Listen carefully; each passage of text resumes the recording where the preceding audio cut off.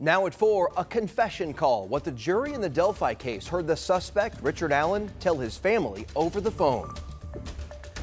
And we had those showers earlier in the day. Now it's more of a light drizzle or sprinkle, but we do have more rain in our forecast. I'll let you know when it arrives. And we're live at the airport where the wildest dream is unfolding for thousands of Taylor Swift fans. Live from Indy, you're watching 13 News.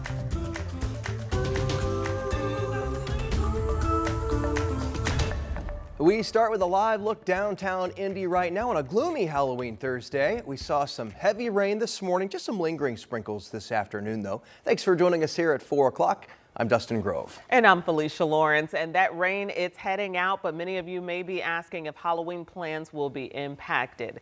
So we got to get the expert in for this answer. This is Rob Ellis, everybody. It's October 31st. Yep. We've been waiting all year for this day. Yeah, feels like we've been waiting all year for rain. We have. It just is a bummer that it happened today. I know. Yeah. The good news is most of this is moving out. So we expect most of the rain showers to be wrapping up. I still think we have a little bit more time for some scattered showers.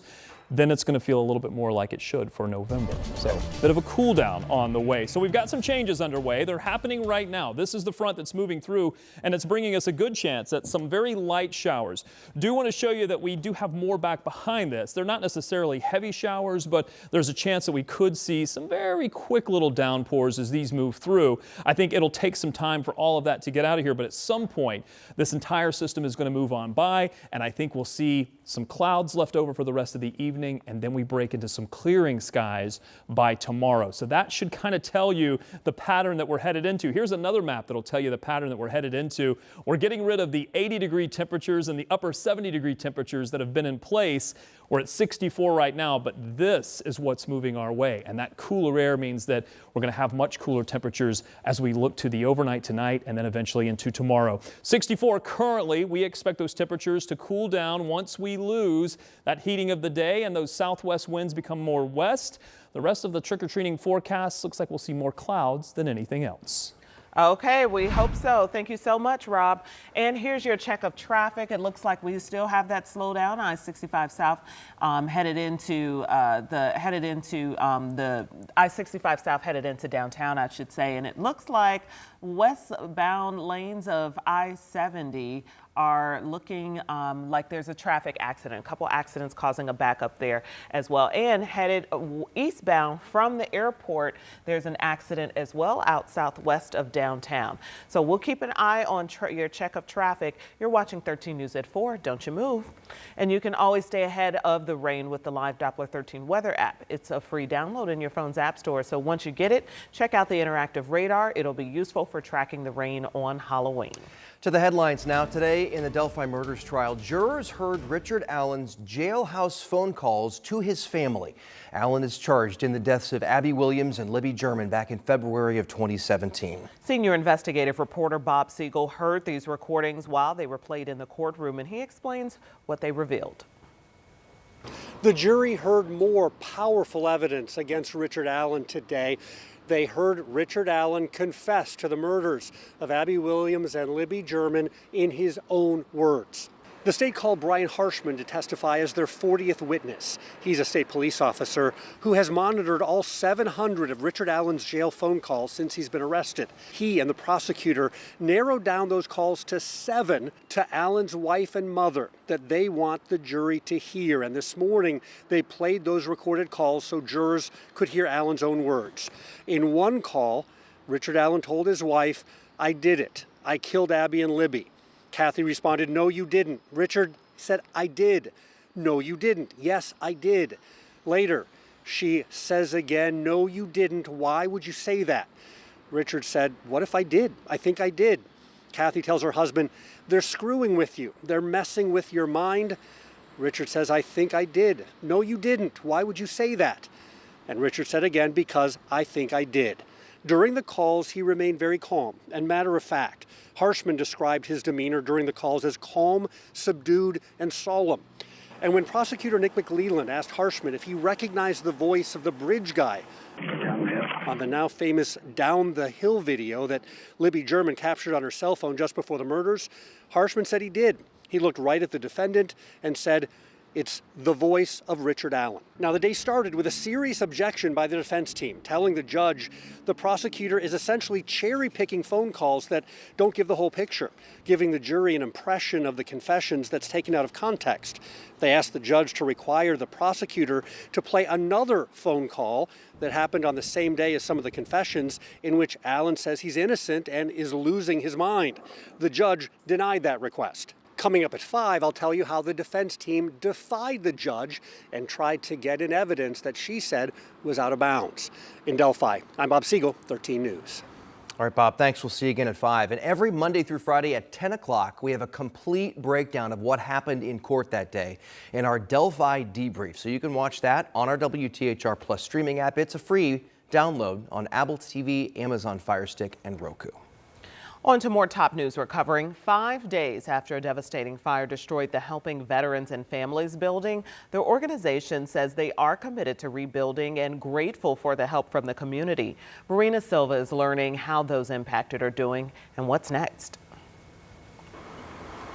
The massive fire on Saturday night destroyed the homes of 48 people. It took 100 firefighters from around the city to put the fire out. Today, the veterans and their families are looking at the positive side of their recovery. Continue to wake up and just be in a better place. Alan Stewart was in his apartments when someone knocked on his door the other night, alerting him to the fire. That fire had spread throughout the building. Stewart knew he had to get out, and he had to help his friends. Some people talk through the doors, some people open the doors, just if they was there, make sure they know they needed to get out.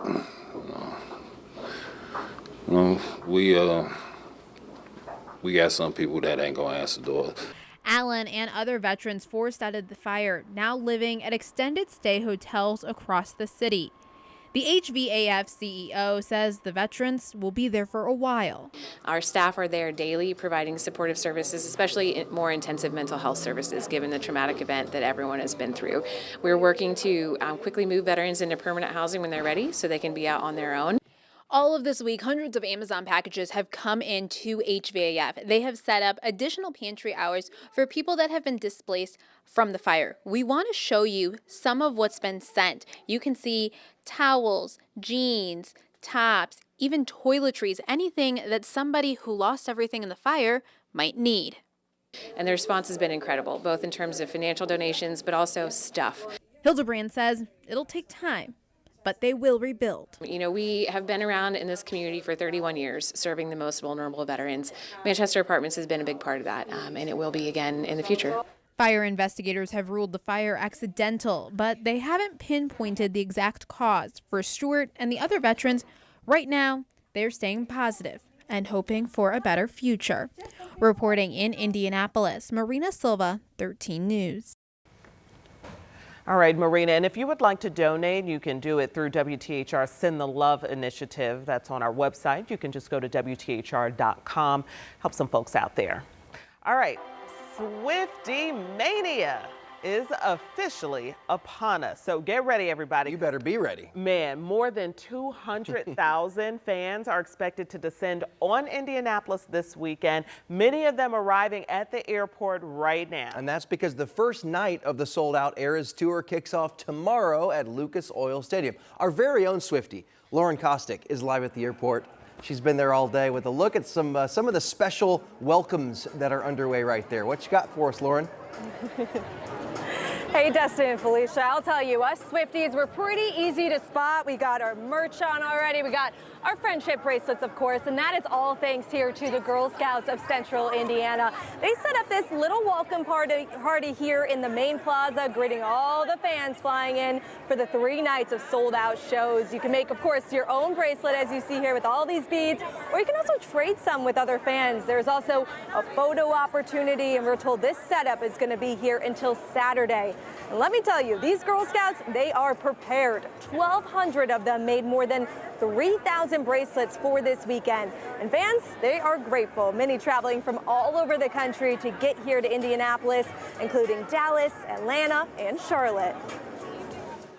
I've just been waiting for this moment for over a year, and to actually have it come up and to actually experience it now, I think it's just going to be such an incredible time. We've just been watching and watching and watching, and it's the last one in the U.S., so we had to make it happen. We just did this in the last week, so we made it happen. We got here, and we're so excited.